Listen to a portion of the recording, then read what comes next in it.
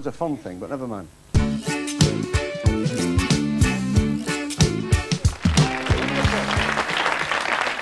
I'm all funny. Yes.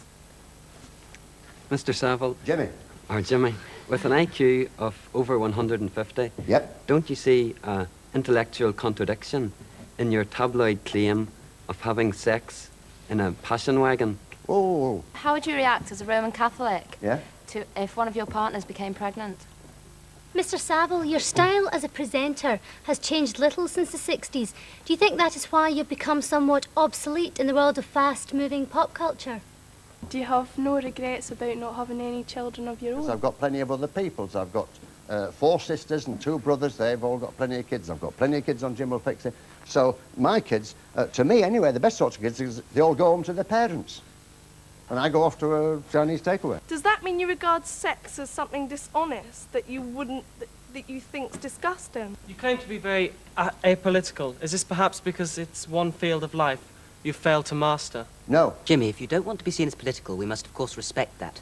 But how will you reconcile that with the fact that you've taken a personal, now official appointment from the Conservative Minister of Health in an institution where the board have been summarily suspended and there's a bitter pay dispute that has been going on? Governing Broadmoor is a very responsible position. Without any formal qualifications, how well suited do you think you are to this position? My formal qualifications may not be down on paper, but they're certainly up here. And I've been there 20 years already, think on.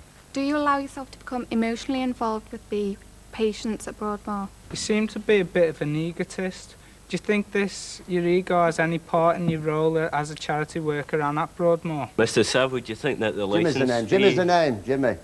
Jimmy, would you still be willing to help these people if it was one of your family that was killed by these murderers? There's 2 sorts of people. There's bad people, right? And there's people who have lost control of their minds, who used to be called mad people. Bad and mad, it's a sort of it sounds all right. How do you distinguish between the mad and the bad people?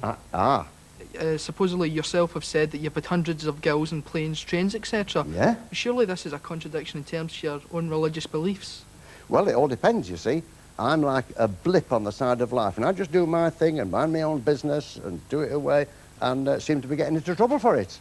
Assuming the stories we read about you are true, don't you think you're a bad influence on the youth of today? How do you answer sceptics who say that you do all these great works for Broadmoor and Stoke Mandeville for your own self-aggrandisement? It's called fun.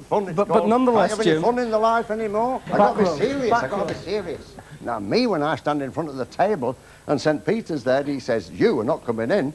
And I'll say, well, why not? And he'll say, because you're a villain. And he'll show me the debit side. And I'll say, hang about. And I'll show him the credit side and say, does that mean anything? And if he says that means nothing, then I'll threaten to break his fingers. Some guy sees me as a sinner, some guy sees me as a villain, some guy sees me as wasting my time, you see me as an uncle. We can't understand how people see us, but we say, if you see me as an uncle, I'll try and be a nice uncle to you. I'll see you later.